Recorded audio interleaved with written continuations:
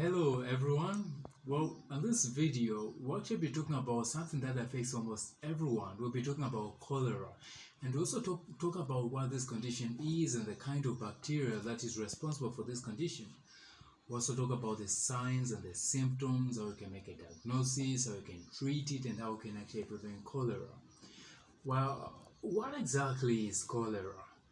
Well, cholera is basically a gastrointestinal illness that is caused by an infection with a gram-negative bacteria known as Vibrio cholerae.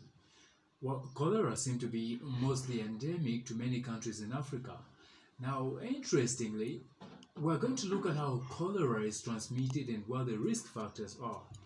So, the transmission of cholera is through ingestion of contaminated food and water. While there can also be some issues with sanitation and clean drinking water in some areas, and this is actually a very big way that cholera is transmitted. And the bacteria Vibrio cholerae survives on chitinous plankton, so you might have heard of chitin. Well, we've just talked about chitin. Chitin is that hard material that makes up shells of arthropods, and you can even find in things like fungi. So in the water you may see things like shrimp or other arthropods, and a lot of times these things are actually very microscopic. So the bacteria can easily survive on this plankton, and a lot of times that's where the bacteria reside in the contaminated waters. Well, in another way, the cholera is actually transmitted from human to human. So when a person does become infected, they can transmit it to other humans via horizontal transmission. And this occurs from a fecal route transmission. What we mean by this is an individual who's been infected excretes the bacteria in their stool, and that bacteria enters a water supply. Well, that water supply becomes contaminated. It's not clean, it's not properly sanitized, and another individual drinks from that same water supply and they become infected with the cholera.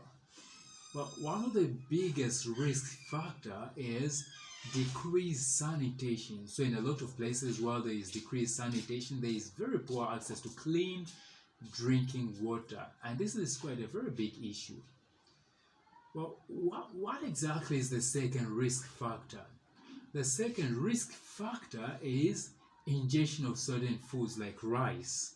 And what we actually find is that in some fields, the water in those rice fields can be contaminated with cholera, and the cholera can get into the rice either through the rice fields or through washing of the rice, and individuals eating that rice can be infected with the cholera that way. Well, another food is seafoods that isn't properly cooked, and I just alluded to plankton earlier, that bacteria actually reside right in the plankton, right in the arthropods that we find in water. Okay, so it is very much important for each one of us to ensure that we properly cook seawater. Well, another risk factor is blood group O patients. So individuals with a positive or a negative blood groups O are more likely to become infected with cholera, or are more likely to have a worse clinical presentation with cholera. So yeah. And the fourth risk factor is decreased gastric acidity, and this makes sense if your gastric acidity is low or your pH of your stomach is very high. You are not able to effectively destroy or inhibit the bacteria, so you are more likely to become affected by it. So all the risk factors we've looked at in our presentation are not supposed to be overlooked. We've seen exactly how important it is for us to guard against playing around with surroundings that are very dirty.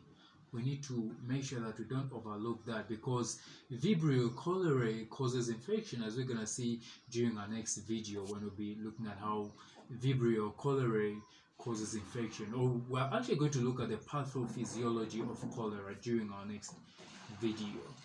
So in this video, basically, we've just looked at the risk factors. So now, how do those risk factors relate very well with the normal functioning of the body? How do they cause an infection in our bodies? What is the pathophysiology of cholera? So that is what we're going to look at in our next video. So for now, let us all ensure that we maintain proper hygiene all around, and for clarity's sake, we've just encouraged everyone to maintain proper hygiene all around. We've used the word us.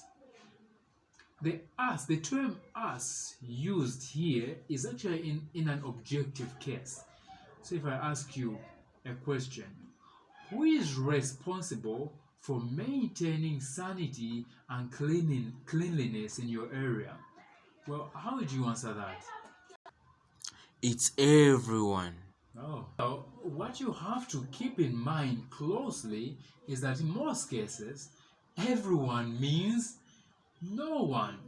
So when we say let us ensure that we maintain proper hygiene all around, the us should be interpreted as I am. Each of us need to take direct responsibility, abiding and executing all the measures that are put for us by the authorities. Well, it's not the authorities, of course, that are supposed to take that direct responsibility, but it's ourselves. And the way we are actually supposed to answer this question that I posed is, let me ask you again.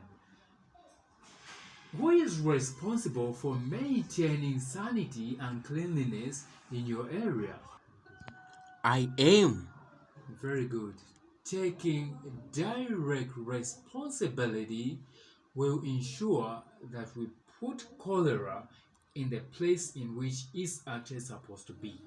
So in that way, we'll prevent the infections that come as a result of cholera. Well, let's look forward to the next video where we'll be looking at the pathophysiology of cholera, or the infection that may come as a result of cholera.